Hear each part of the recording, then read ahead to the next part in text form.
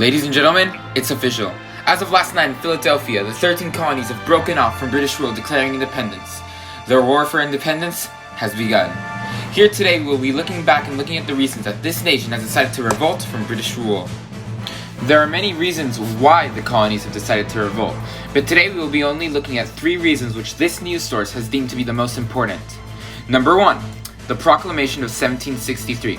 In 1756, a dispute over the Ohio River Valley led to Britain and France declaring war on each other, starting a global conflict known as the 7 Years' War.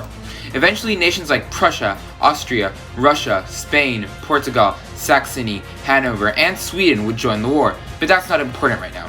What is important is that Britain won the war and took all of the Louisiana territory that was east of the Louisiana River and Quebec.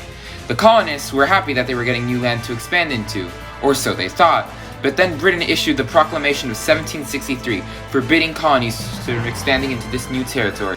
Number 2. The Boston Tea Party. Around the 1760s, Britain was deeply in debt from the 7 Years' War, so to try to alleviate some of the debt, they decided to pass the Tea Act, allowing ships from the British East India Company to sell tea to the colonists much cheaper and have the tea tax when it reaches American ports. The colonists were not happy with this, so on December 16th of 1773, the Sons of Liberty, dressed in Native American clothes, threw 342 chests of tea into the harbor in an event which would later be known as the Boston Tea Party. Number 3. The Coercive Acts.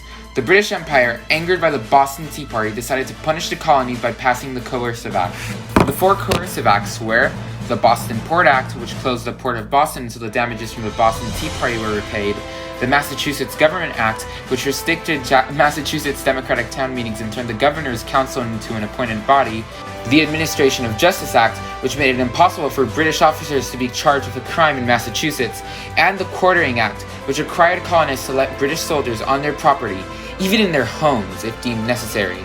In response to this, the Americans decided to make their own shadow government called the First Continental Congress, which started forming their own militia, leading to the American Declaration of Independence. Now you know the past, but we have to look into the future. Will this colonial revolt succeed, or will it be crushed under the British boot? Only time will tell.